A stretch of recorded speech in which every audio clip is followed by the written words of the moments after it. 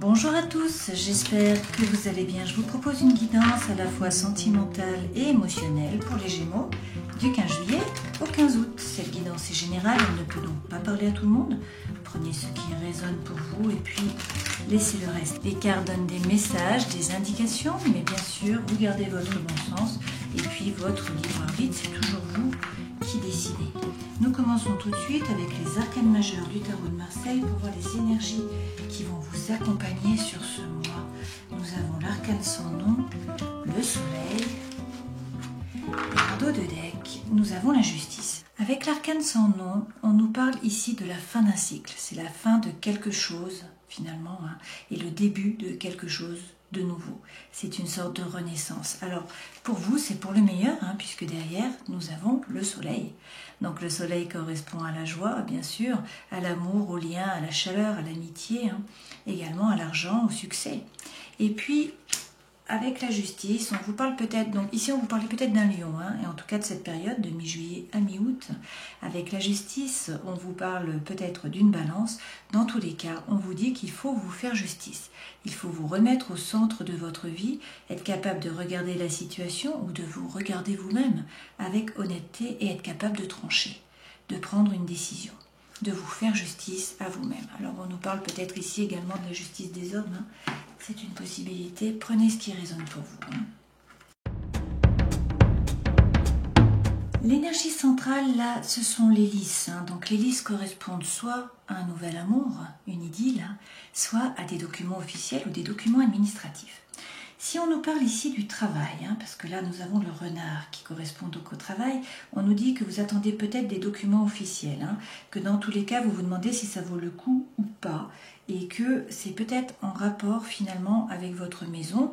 Donc peut-être que pour certains, vous voulez par exemple vous mettre en indépendant et vous allez travailler depuis la maison.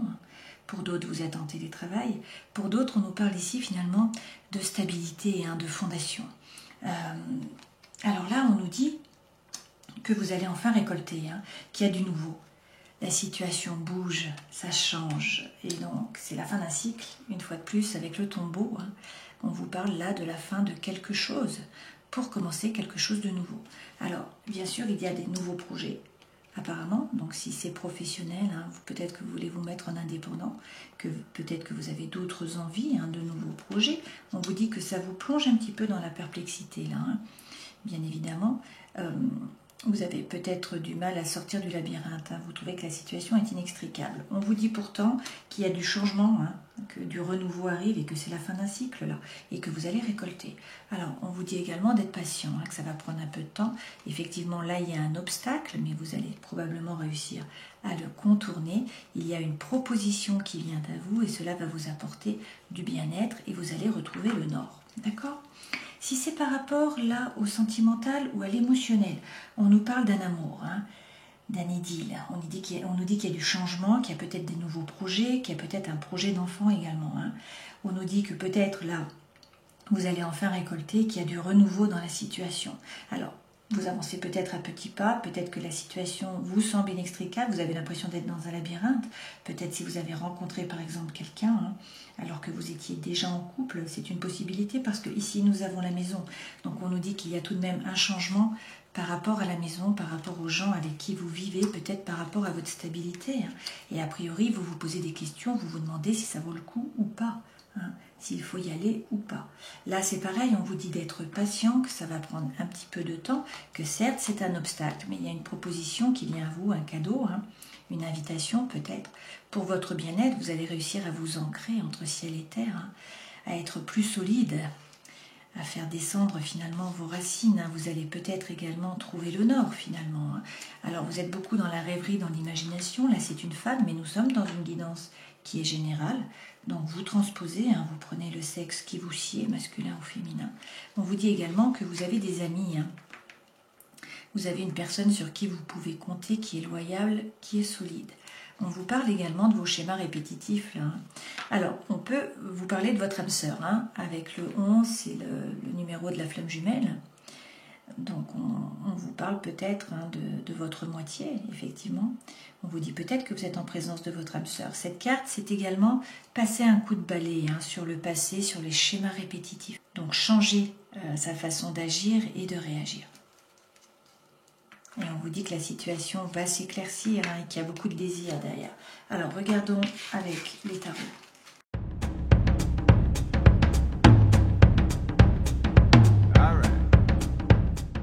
De deck, vous avez la roue de fortune, arcane majeur. Donc là, on vous parle de changement. Une fois de plus, on vous dit que le destin se met à l'œuvre, que la roue tourne. Et donc ça, c'est une période de chance. Dans tous les cas, on nous dit ici que vous avez le changement pour le meilleur avec le soleil. Et qu'il faut vous remettre au centre de votre vie. Alors, nos 3 premières cartes correspondent aux énergies qui vous accompagnent. Ça, c'est ce vers quoi vous allez. Votre vie sentimentale et émotionnelle, votre vie intérieure. Et ça, c'est le conseil que l'on vous donne. Alors, sur les 3 premières cartes, il n'y a pas votre élément. Nous avons par contre des deniers. Avec le page de denier, on vous dit de reprendre confiance en vous. Si vous avez des projets qui sont dans la tête, puisque les Gémeaux, vous êtes dans tous les cas dans le mental, dans les pensées, puisque vous êtes des Mercuriens, donc Mercure est le messager des dieux. On vous dit là d'acter finalement ce projet, de le mettre en terre, de commencer un nouveau départ avec ce nouveau projet. On vous dit également, bien sûr, là, de reprendre confiance en vous. D'accord ? Avec le 9 de denier, c'est un peu différent. On nous dit qu'a priori, vous êtes plutôt dans votre zone de confort. Vous êtes plutôt à l'aise. Le 9 de denier, c'est un peu comme si vous vous étiez créé une cage, une sorte de cage dorée. Donc vous êtes dans la patience, vous attendez. Vous ne sortez pas de votre zone de confort finalement. Donc vous restez sur votre territoire. Et finalement, vous ne prenez pas de risques. Pourtant, vous avez pris conscience de votre propre valeur. Mais là, vous patientez. Et on vous dit, avec la tempérance, qu'il faut prendre le temps, que vous allez trouver votre équilibre. On vous parle peut-être d'un Sagittaire, on vous parle peut-être de la fin de l'année. Dans tous les cas, on vous parle de vos anges gardiens, puisque la tempérance est toujours représentée avec des ailes. Alors, vers quoi vous allez? On nous dit que pour certains, il y a eu une période qui a été très compliquée. Vous avez porté un fardeau. Alors, si c'est par rapport au travail, il y a eu un burn-out. Vous avez beaucoup trop travaillé, en fait. Et vous portez beaucoup. Avec le 6 d'épée, on nous dit que vous allez tourner le dos à la situation. Finalement, cette personne est montée dans la barque et elle a décidé de tourner le dos à la situation et d'aller sur l'autre berge, de se tourner résolument vers le futur. D'accord ? Alors, regardons avec le Light Seers pour avoir un peu plus de messages.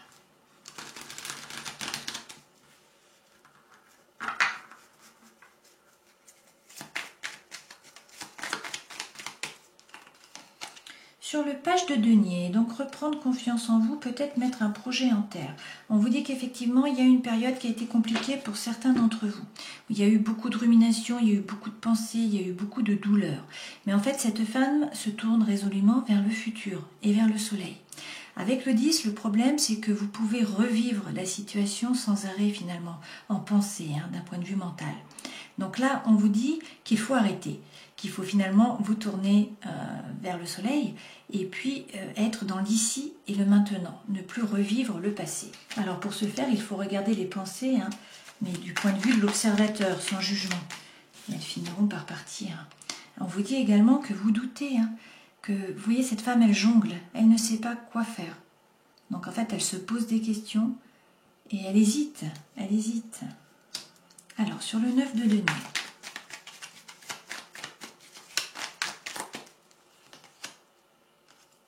On vous dit d'avoir la foi, de ne pas hésiter à avancer, à traverser. Cette femme, elle a la foi, elle est plongée dans les livres, elle a des idées, elle a également la sagesse, elle va traverser sur la pointe des pieds, sans même regarder le ravin ou le précipice. Donc en fait, elle a la foi, elle avance.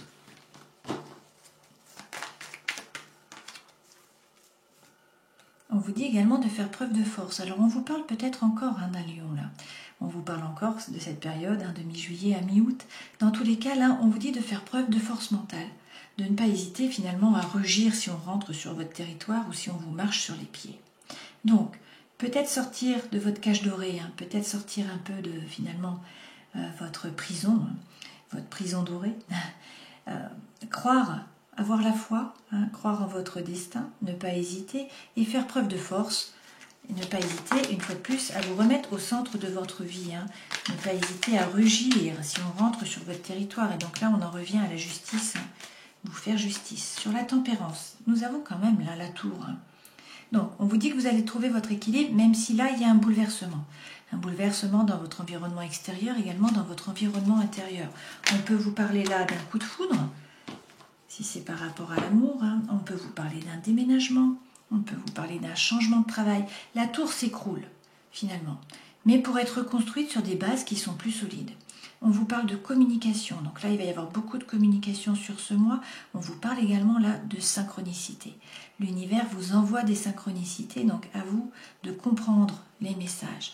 On vous dit toutefois que vous allez vers le meilleur. Hein. Avec le 10 de denier, on nous parle ici d'abondance. Abondance dans la famille, par rapport aux enfants, les animaux, et puis vous voyez tous ces deniers. Hein. L'argent également. Donc là, on est par rapport aussi au matériel. Et avec le jugement, arcane majeur, on vous dit que le vrai vous va sortir finalement. Hein. Vous allez vous révéler. Le vrai vous va se révéler à vous-même et également aux autres. Alors, sur finalement le fardeau là, hein, le burn-out, et puis également la fin d'une situation, parce que vous décidez de tourner le dos, vous avez avancé dans les idées. On vous dit qu'effectivement, là, c'est pareil que finalement, ici, le 13, hein, donc c'est la mort, c'est surtout la renaissance. Donc là, on vous parle d'une renaissance, d'un renouveau.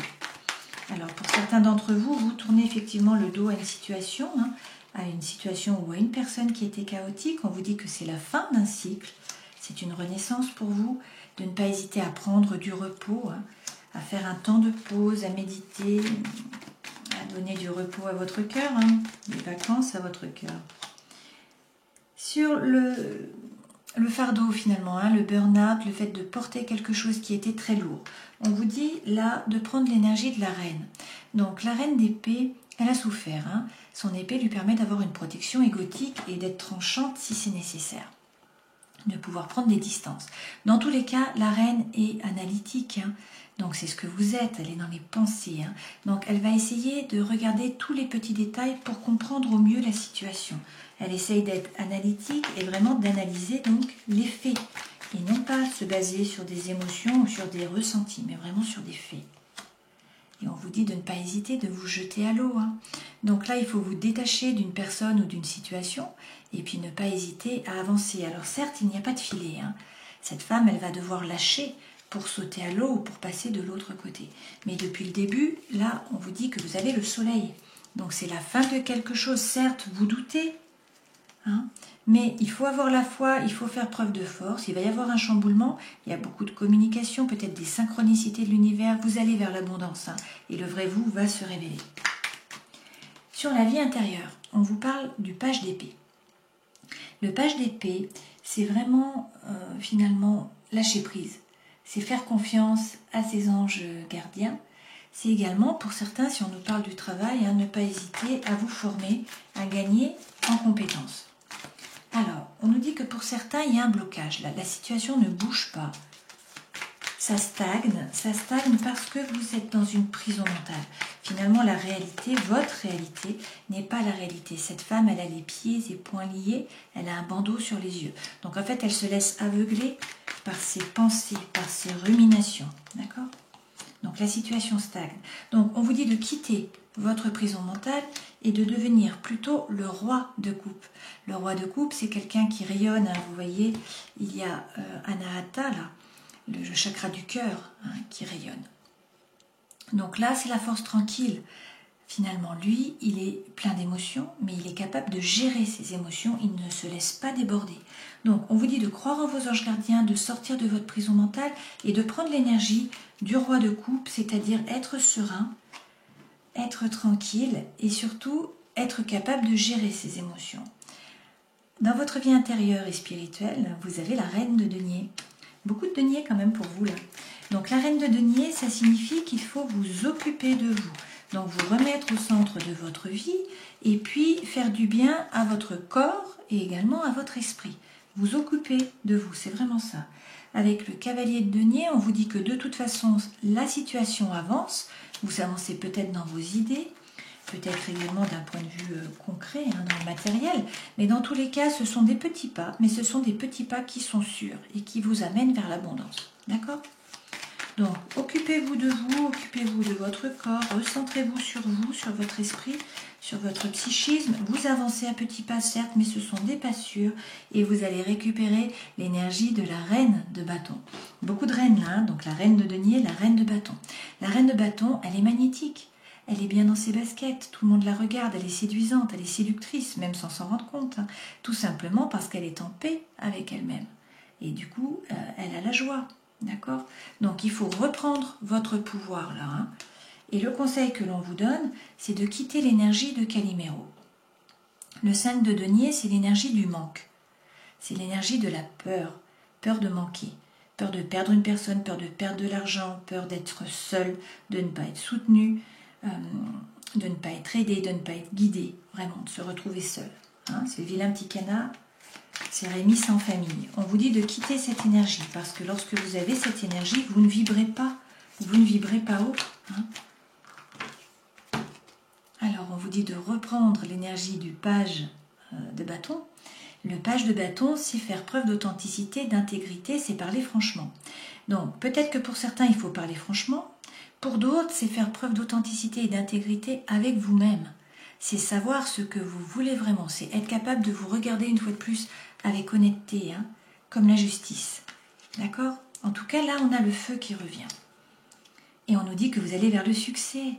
Donc, le 6 de bâton, là, vous voyez, cette femme, elle est sous les projecteurs.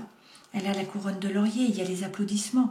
Donc, en fait, vous allez atteindre vos objectifs. Pour atteindre ces objectifs, il faut quitter cette énergie de Calimero, qui ne vous fera pas vibrer, hein, qui ne vous aidera pas à monter en vibration, en tout cas, et à atteindre vos objectifs. Donc, il faut quitter cette énergie, il faut parler franchement, en tout cas faire preuve d'authenticité, d'intégrité avec les autres, peut-être avec vous-même. Hein. Et puis, on vous dit que vous allez vers le succès. Donc, tout ça, c'est pour le meilleur. Hein. C'est pour le meilleur. Vous allez atteindre vos objectifs.